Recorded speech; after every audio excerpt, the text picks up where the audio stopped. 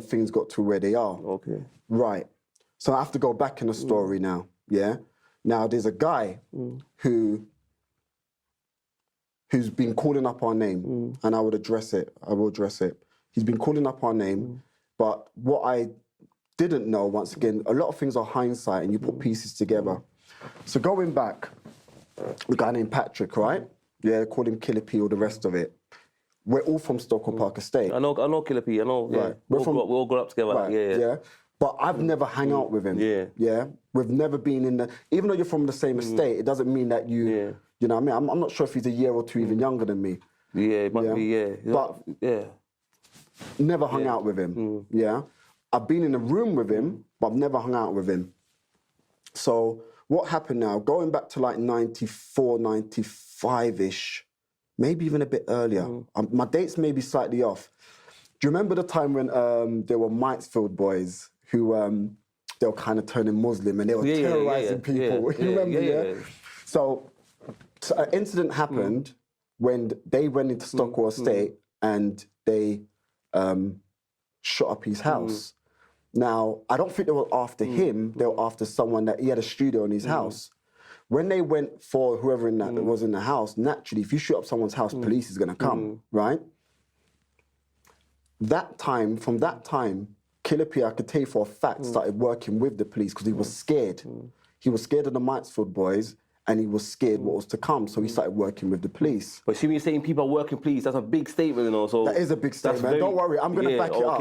I'm going to back it up. That's a big statement, and I'm very aware that you don't make statements unless you can back it up. So I'm going to back it up, right? It's very important I'm going to back it up. It's a serious allegation. It's a serious allegation there, And I'm not one to make statements or allegations frivolously. Of course. Okay, it's not a hypothesis, it's a fact, right? Now, what happened after that, what then confirmed when he started working with police, there was another guy, and I asked the family's name if I could ever use his name if I was have a conversation. Do you remember a guy named Jason Willis at all? Jason Willis, rest in peace, he's passed away now. Now, Killa P started hanging out with Jason Willis. They went and done something together, a crime, and by the time Jason got home, the police was actually waiting for him. And when he looked on the paperwork, and he actually showed me the paperwork, it said the informant at the time, and it was unofficial paperwork, but the informant at the time was actually Killa P. And what he was doing, there was a lot of people in Stockwell Estate and stuff started to get arrested around Killa P since that Mitesfield situation happened.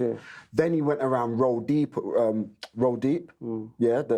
man them. Oh, like a grime, the grime. Yeah, the grime, But that's later down the line and all the rest of it. But apparently things might have happened up there as well, but I don't want to get into that because that part I don't know for a fact, so I don't want to get into it.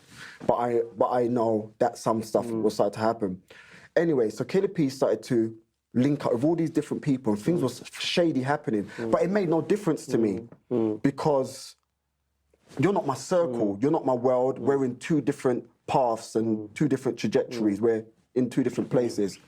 What started to happen now, Killa P started to, over the years, try to get closer and closer and closer to me. And I didn't understand why. Why are you getting close to me? Like, we've got nothing in common.